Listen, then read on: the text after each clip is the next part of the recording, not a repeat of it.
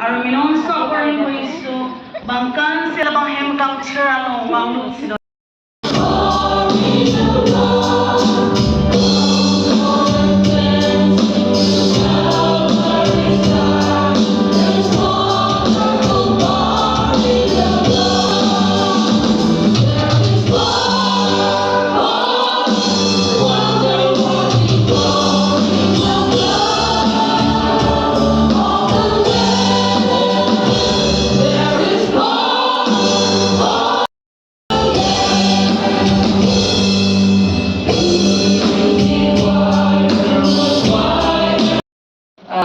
We would like to acknowledge three pastors, the pastor of this church, Reverend Dr. Solomon Rompi, Pastor Hilary Hilson Singna, and Mrs. Grace Lian Rohanpi, the associate pastor. Secretary, Mrs. Janice Rengma, Arbianglong Baptist Convention. Treasurer, Reverend Florina D. Sira, Assam Baptist Convention. Member, Mrs. Katuli V. Sumi, Nagaland Baptist Church Council. Member, Ms. Archana Serto, Manipur Baptist Convention. And ex-officio member, Reverend Apila Thangal, Manipur Baptist Convention.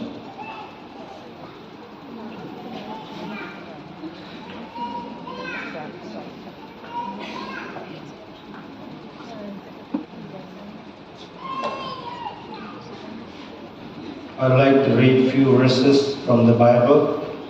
Proverbs chapter 3, verse 5 to 6. Reading from the NIV. Trust in the Lord with all your heart, and lean not on your own understanding. In all your ways submit to Him, and He will make your paths straight. Romans 13:1. Line up this side, all are men, not a single woman, not a single young people also. On top of that, they will sit on the sides. Some of the Protestants are also guilty of that. All will be men. None of them will smile. They're like, I don't know how to make that face. They're like, we are serious people. Don't smile, don't make joke. And I don't know how people will come there and enjoy a fellowship.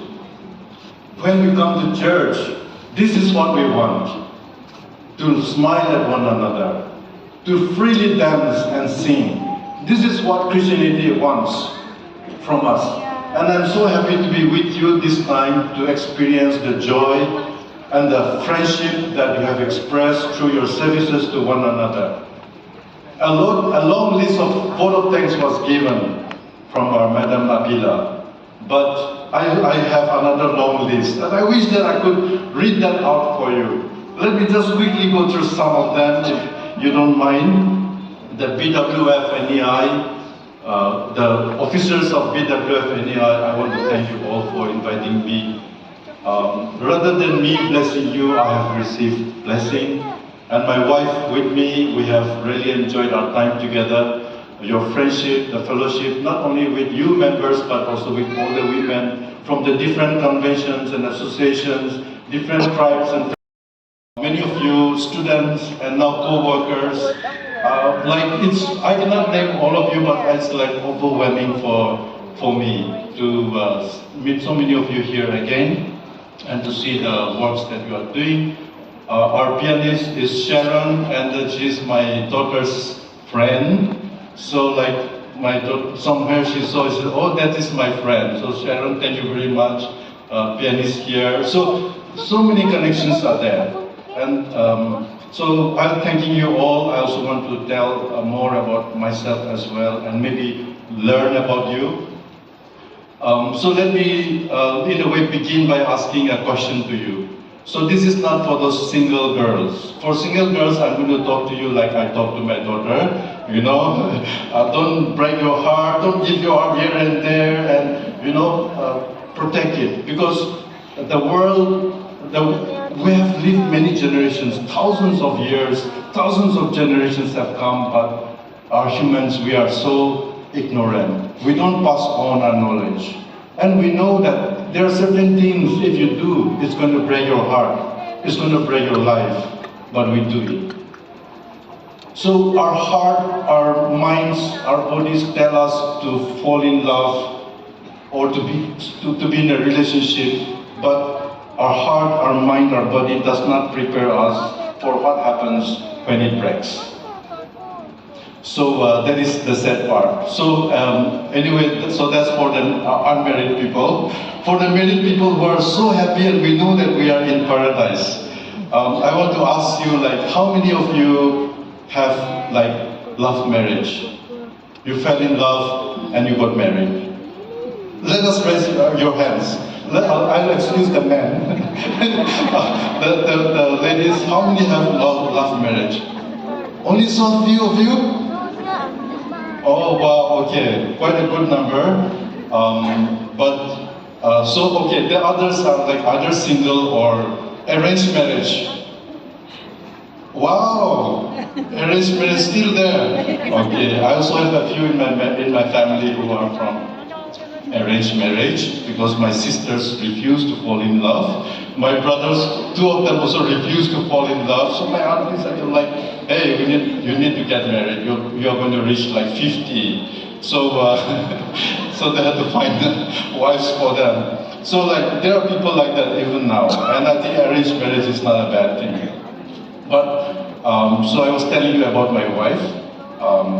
I committed my life to study theology. I was a young man. I had just finished. I was very, I would say, very shy, very timid. If I stand in the choir and I stand on the 7th row, where I cannot see anybody and nobody can see me, I will still tremble. Because I'm thinking like I'm standing in front of people.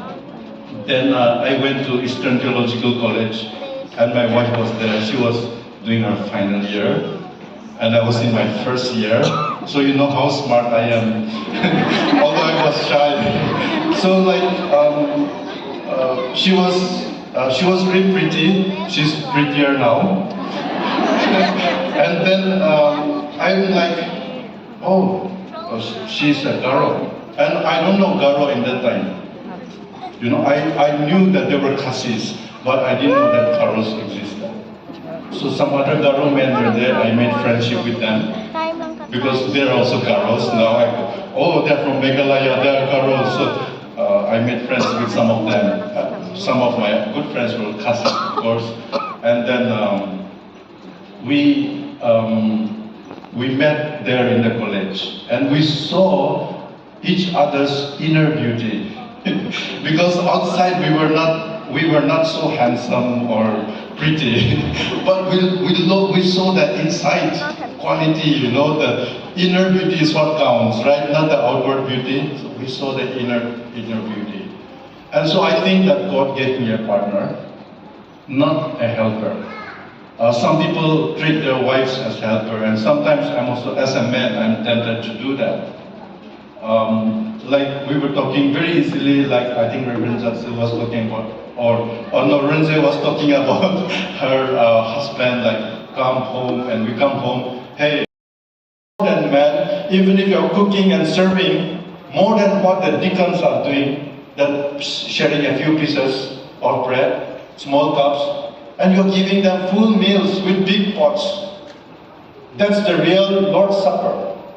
The real Lord's Supper, as we know in the first centuries, were meals.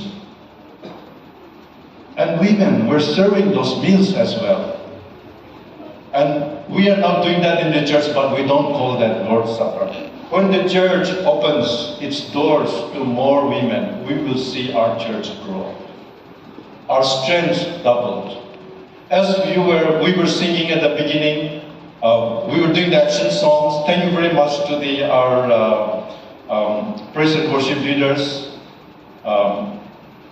Robinson and John Barlow, and I don't know the girls' names, but those who are old friends of mine. So like and then I was looking around, I took my phone and tried to take a short video, and I was thinking that if women sing and then start marching forward, who can stop you?